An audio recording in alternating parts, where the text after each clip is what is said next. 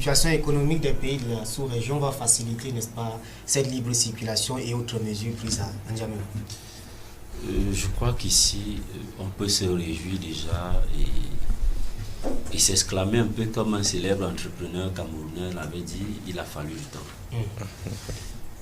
C'est là, c'est effectif, après 23 ans que la CEMAC existe.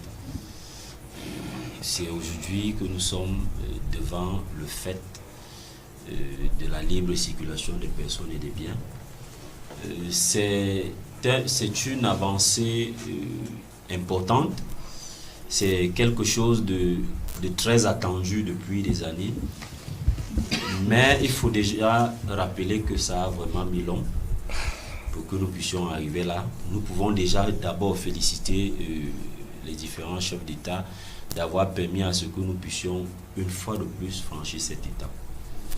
Parce que ce qu'il faut comprendre dès le départ, c'est que lorsque vous avez décidé de vous mettre dans une communauté économique, il y a deux préalables. Il y a deux préalables vraiment qui sont des choses importantes sur lesquelles la communauté économique doit se poser. La première chose, c'est le fait de se mettre dans un marché commun. C'est-à-dire vous créez un marché commun entre vous. Et la deuxième chose, c'est l'union monétaire, qui était déjà quelque chose d'effectif depuis des années, depuis que la CEMAC existe, nous avons une union monétaire. Donc il faut déjà relever que la CEMAC ici a fonctionné de façon boiteuse depuis pratiquement 23 ans, où nous n'avons que l'union monétaire qui nous permettait de comprendre un peu que nous étions dans la CEMAC. Mais il était totalement impossible pour un Tchadien de se rendre dans un pays de la CEMAC sans que ça ne crée de difficultés ou alors beaucoup de combats à mener. Cette fois-ci, on ne crée pas des pays qui peuvent reculer. Aujourd'hui, nous sommes en face justement de cette réalité qui est la libre circulation, puisque nous avons vu tous les textes qui ont circulé et puis des pays qui ont déjà pris en compte ces textes. Mais ici, j'ai peur d'une autre chose, c'est que nous soyons rentrés de N'Djamena cette semaine et que nous rentrons sur nos lits avec nos beaux oreillers et nous disons que nous avons fait un pas de plus et nous restons là. Quand je le dis, c'est pourquoi? C'est parce que ce qui est en train d'être mis sur pied, qui est la libre circulation des personnes et des biens, risquerait d'être comme les cas que nous avons évoqués ici tout à l'heure, où nous avons fait un port quelque part, mais il n'y a pas la route pour y accéder. Parce qu'il faut comprendre une chose, c'est que nous avons la libre circulation, mais les pays de la CEMAC ne sont pas interconnectés. Ça, c'est un problème essentiel qu'il faut résoudre. Alors si nous rentrons dans nos lits et nous nous couchons, nous disons, bon là nous avons déjà fait un pas de plus, nous sommes passés à la libre circulation, ce ne sera rien du tout, ce sera juste des papiers qui ont circulé. Parce que, voyez-vous, ce ne sera toujours une difficulté pour un individu de quitter d'un pays à un autre.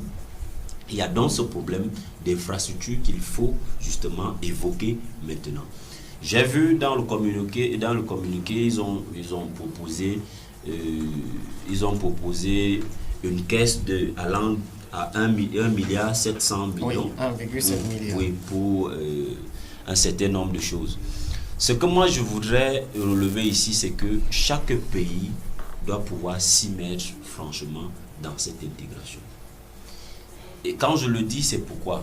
C'est parce que je vais évoquer ici une théorie économique, la théorie de la main visible d'Adam Smith, qui stipule que si chacun balaie devant sa cour, on finira par avoir un village qui est tout propre.